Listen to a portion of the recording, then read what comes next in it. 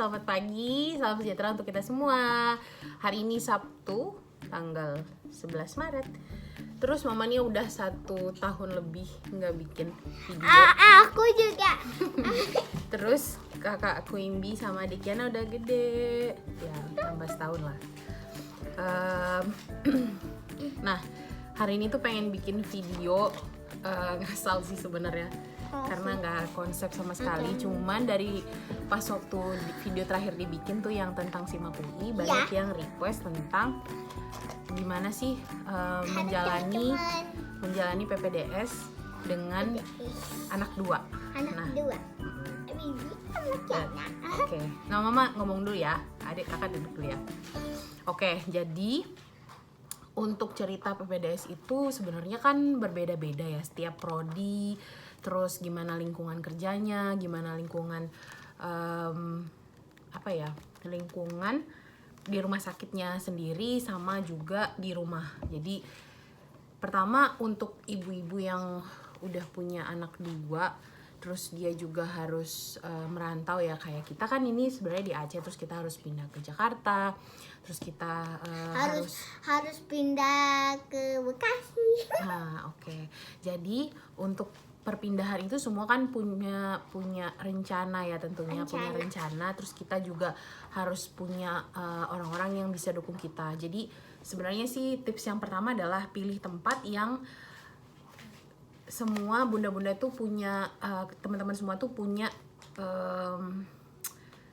bala bantuan lah istilahnya, kayak saudara-saudara atau kerabat dekat yang bisa membantu buat mendukung kita saat sekolah gitu. Tapi kalau misalnya nggak ada nih gimana? Ya sebaiknya pilih di daerah tempat kita tinggal aja gitu.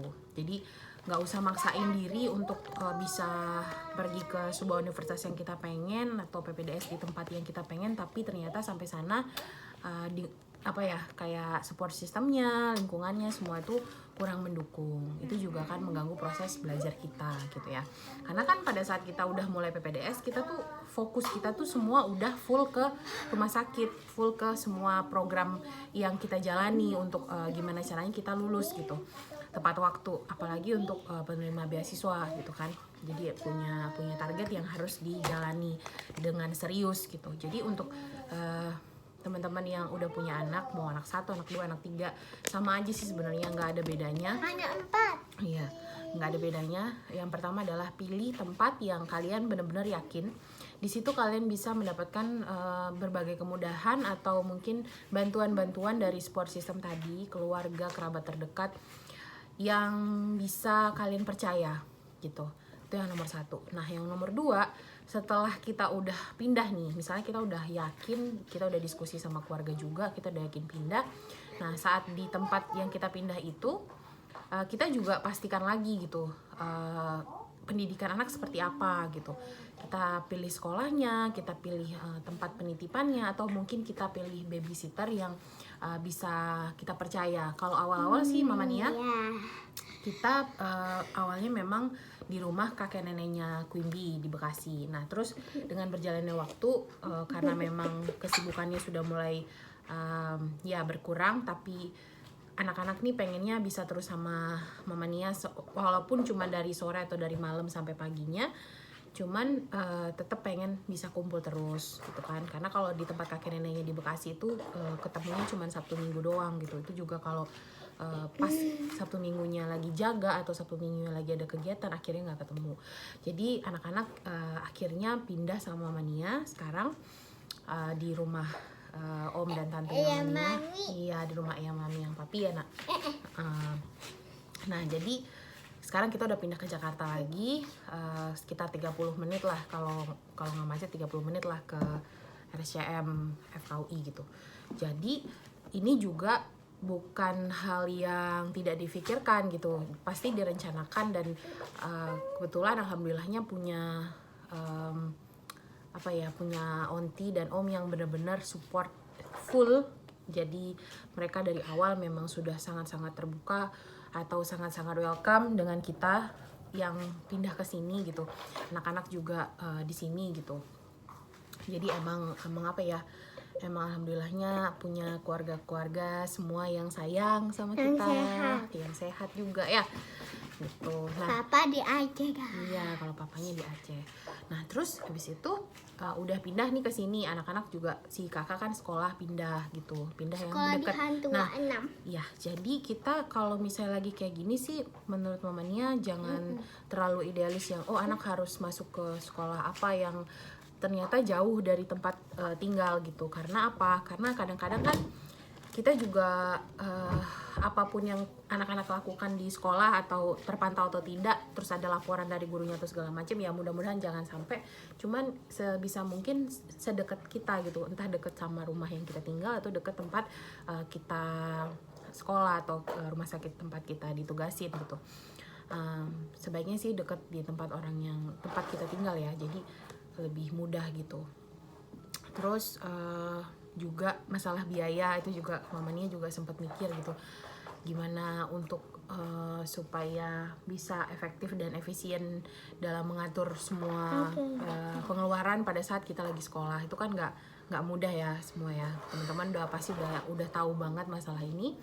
Dan kita semua kan juga harus kayak hari-harian kita juga ada pengeluaran, SPP segala macam, kebutuhan anak-anak itu juga kita atur sedemikian rupa. Jadi sebelum itu harus ada plan ya, setidaknya walaupun belum cukup matang tapi sudah ada gambaran lah, anak sekolah di mana, biayanya berapa, terus bulanannya berapa, pengeluarannya seperti apa, itu juga harus direncanakan gitu. Terus kayak mau pilih kendaraan aja, mamanya tuh mikir banget kayak yang pilih mobil yang benar-benar bisa hemat, terus bisa mobilitas bisa tetap baik walaupun dengan pilihan mobil yang kadang-kadang ya kita pengennya yang ini nih, atau mau kerennya kita kayak gimana, ya nggak ada masalah sih. Cuman kalau mamanya pribadi milih yang benar-benar bisa diperhitungkan pengeluaran bensinnya kayak gitu-gitu tuh mamanya mikirin banget sih. Karena biar nanti, karena kan ini 4 tahun ya, 4 tahun ke depan tuh berjalan ya mudah-mudahan lancar. Ini udah semester 3 alhamdulillah. Anak-anak juga alhamdulillah sehat. Kalaupun ada ya drama-drama sakit gitu, alhamdulillah juga masih bisa teratasi. Kadang izin sebentar masih bisa gitu ya, karena ya itu tadi, balik lagi ke lingkungan kerja kita seperti apa, di tempat kita PPD seperti apa, prodi yang kita pilih seperti apa, itu balik lagi sih. Emang beda-beda ya, mungkin radiologi beda sama bedah, beda sama obgyn gitu. Dan sebaiknya sih kita sudah memikirkan hal-hal seperti itu ya gitu. Tapi jangan bikin ini jadi patah semangat. Jadi intinya ketika kita ini kayaknya repot banget deh gini-gini, karena itu di pikiran kita jadinya ntar muter, kita malah merasa itu nggak akan bisa bikin kita fokus dengan belajar. Enggak, menurut mama nih ya justru anak-anak ini jadi penyemangat kita banget gitu. Pada saat kita capek, kita udah tugas banyak atau kita ngurusin apapun yang di rumah sakit, pulang ngeliat anak-anak tuh bisa benar-benar ngobatin rasa semua capeknya kita, dan jadi motivasi kita supaya thank you nak. Udah mama ini dulu ya, ngomong dulu ya. Jadi motivasi kita supaya kita bisa tetap fokus apa sih yang mau kita raih, apa sih yang mau kita capai gitu. Itu sih pentingnya. Terus juga jangan lupa minta pendapat sekitar ya, pendapat orang tua, pendapat teman-teman yang sudah duluan PPDS gitu. Cuman pilih juga orang-orang yang bisa dimintain pendapat, yang bisa membangkitkan motivasi kita ya. Karena sebenarnya menurut Mania, apapun yang kita pilih itu kan semuanya punya plus minusnya ya, konsekuensinya tuh pasti ada.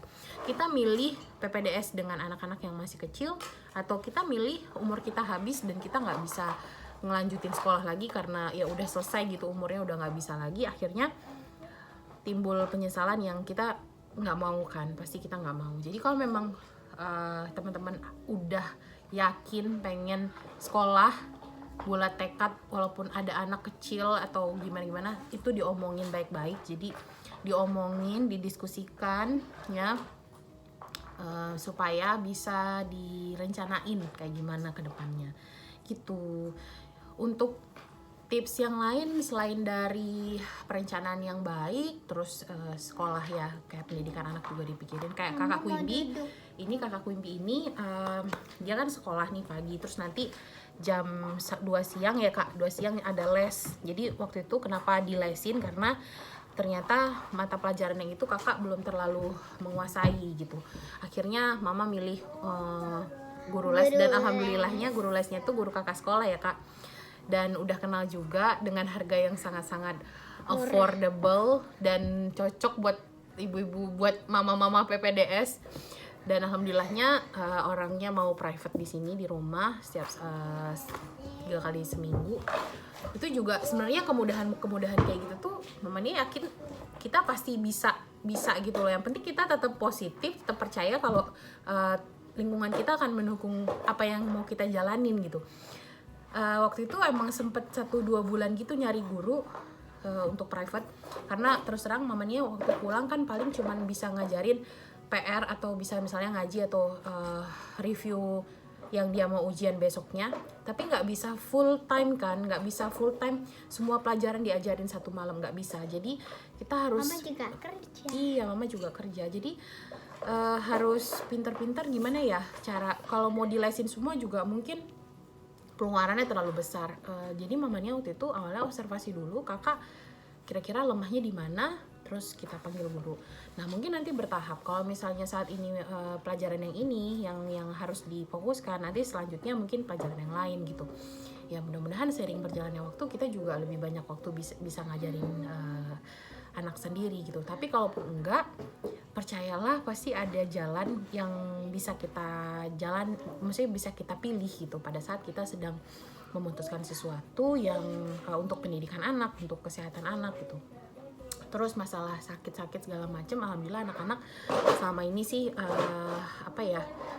ya mudah-mudahan jangan sampai, dan sampai sekarang sih masih masih kondusif semuanya. Kalaupun sakit-sakit demam batuk pilek itu juga babysitternya atau pengasuhnya anak-anak tuh udah ngerti harus seperti apa. Terus kita komunikasi terus ya, terus cari babysitter ya, ini tipsnya. Jadi kalau mamanya itu pengasuh itu adalah teman kita. Jadi gimana caranya kita berkomunikasi dengan dia, menjalin hubungan dengan dia yang baik, karena dia tahu kita sama dia adalah saling butuh. Dia butuh pekerjaan dan butuh mata pencarian, kita juga butuh orang yang kita percaya untuk bisa kita titipin anak-anak. Untuk tahap awal sih mamanya pasang CCTV emang sampai sekarang sih masih dinyalain kalau waktu-waktu tertentu, tapi awal pertama kayak 2 bulan pertama emang non-stop. Jadi CCTV-nya kalau bisa tidak usah ditahu di mana tempatnya, kalaupun tahu ya nggak ada masalah sih, karena kan kita mantau ya. Sekarang kan CCTV banyak ya, harganya juga murah-murah, yang 150.000 sampai harga berapa ada yang bisa dipantau dari aplikasi dari handphone kita. Itu awal-awal kayak gitu. Terus nanti kalau udah mulai rasa percaya tuh udah yakin segala macem, ya nggak ada masalah, tetap dipasang aja supaya jaga-jaga juga kan. Atau kita juga mau buat mantau anak sekali-sekali, mau lihat gitu. Terus itu masalah babysitter. Terus juga kalau memang dititipin ke orang tua sih malah sebenarnya bagus, cuman memang lebih baik ada yang bantuin ya, tetap ada yang bantuin kebutuhan anak-anak, karena kan sebenarnya prinsipnya kita kan nggak pengen ngerepotin terlalu banyak ya, apalagi orang-orang tersebut adalah orang-orang yang harusnya ya kayak orang tua kita kan harusnya masa tuanya santai ya, jangan sampai dia jadi terbeban atau gimana. Walaupun dia sebenarnya nggak akan beban sih dengan anak-anak kita, cuman lebih baik kalaupun memang dibantu dengan orang tua. Kalau mamanya sih sarannya tetap ada pengasuh kalau anaknya 2, tapi kalau anaknya 1 ya mungkin bisa dibicarain kayak gimananya gitu. Terus masalah makanan, mamanya kan nggak sempet masak nih selama jadi PPDS, emang nggak sempet masak. Jadi sama Mbak. Iya, jadi sama Mbak. Nah nanti si mbaknya nih belanja mau sayur mau apa, nanti masak. Jadi kita tetap nyetok bahan makanan gitu. Memang di rumah sudah ada makanan, sudah setiap hari sudah masak. Cuman kadang-kadang kalau misalnya masakannya pas pedas atau apa, anak-anak juga udah punya lauk yang selalu ada gitu, entah itu ayam ungkep, entah itu ikan ya. Jadi emang selalu ada gitu ya kak ya, gitu. Terus nah pas jaga malam itu sebenarnya karena kakak dari dulu juga mamanya kan jadi jaga malam ya, jadi kakak nggak terlalu susah sih gitu. Adik juga alhamdulillah cocok-cocok aja sama babysitternya, pengasuhnya juga baik banget, sayang banget sama mereka, tulus banget. Nah anak-anak tuh nggak bisa dibohongin ya, nggak bisa di apa ya, nggak bisa diatur-atur. Kalau mereka sayang, mereka suka karena pengasuhnya itu baik, mereka akan suka gitu. Jadi mereka akan sangat jujur sama kita. Kalau mereka suka, mereka sayang, mereka akan jujur gitu. Kayak sekarang ini pengasuhnya lagi pulang karena ada keluarga yang sakit. Sabtu Minggu tuh mamanya oke banget. Iya, adanya sakit, jadi dia harus pulang. Jadi kita harus mengerti, layaknya kita pengen dimengerti. Jadi kalau mamanya sih nganggap pengasuh atau babysitter tuh ya tempat kita bisa cerita apapun tentang anak, bisa diskusi apapun tentang anak. Jadi sebelum memilihnya pun mamanya nanya dia bisa ngaji nggak, terus dia bisa baca nggak. Jadi kalau mamanya sih syarat utamanya dia bisa baca tulis sama dia bisa ngaji, itu aja. Kalau misalnya, karena itu yang membantu anak-anak untuk belajar juga gitu kan. Terus semuanya itu didiskusikan dengan baik dan dia juga tahu kita seperti apa maunya. Terus kayak masalah makan sendiri atau melakukan kegiatan yang sebenarnya anak-anak harus dilatih mandiri, itu juga pengasuhnya harus tahu. Jadi mereka tidak terbiasa dengan semua bantuan dari pengasuh sampai akhirnya lupa cara mandiri gitu kan. Padahal kita dulu parentingnya selalu mandiri. Akhirnya kita harus cocokin lah, intinya kayak gitu ya. Mungkin semua mama-mama udah pada ngerti ya, semua udah paham juga maksudnya seperti apa. Yang pasti selama 3 semester ini alhamdulillah tidak ada kendala yang benar-benar sangat gimana sampai harus apa. Mudah-mudahan kedepannya juga sama. Dan mamanya juga berdoa semoga teman-teman yang berniat untuk lanjut sekolah lagi dengan keadaan masih punya anak-anak yang kecil itu tidak mengganggu dan tidak membuat teman-teman jadi menunda terus gitu. Mudah-mudahan bisa dengan sangat yakin melanjutkan sekolah. Sini adik, mama pasangin kalungnya. Aduh, ini pup ya. Mama coba yuk. Nah, terus pup. Tuh, pasang kalung dulu. Nah, jadi oke. Balik lagi di balik lagi di gimana caranya kita ibu-ibu, mama-mama ini bisa menjalani hari-hari PPDS dengan baik adalah tetapkan prioritas, fokus, karena kita sekolah juga buat anak-anak. Jadi kita buat diri kita sendiri ya, tentunya buat anak-anak juga, buat kehidupan kita ke depannya mudah-mudahan bisa lebih baik. Kita berharapnya kan seperti itu. Jadi ya tetap fokus, tetap semangat. Oke, jadi mudah-mudahan ini bisa membantu sedikit banyak memberikan informasi tentang apa aja sih yang harus dipertimbangkan sebelum kita PPDS dengan anak-anak yang masih kecil. Terus apa aja yang harus kita persiapkan, setelah itu bagaimana cara menjalaninya. Dan mungkin kalau ada yang mamanya skip boleh ditanyain di kolom komentar atau di Instagram Tania Rizka. Kalau memang ada yang salah atau ada yang pengen dikonfirmasi boleh juga, silahkan di kolom komentar. Yang pastinya semoga bunda-bunda semua tetap semangat. Kalau mau ikut PPDS ya udah diluruskan aja niatnya. Begitu masuk ya pokoknya sebelum dari itu harus direncanain deh, pokoknya direncanain dengan baik. Mau mulai dari tempat, fasilitas kesehatan dan fasilitas pendidikan, itu semua harus dibicarain. Oke, sekian dulu ya. Mama, dadah guys. Ya. Oh, tempat lagi. Dadah guys. Sekian dulu. I'll see you on my next video. Bye bye. Bye bye.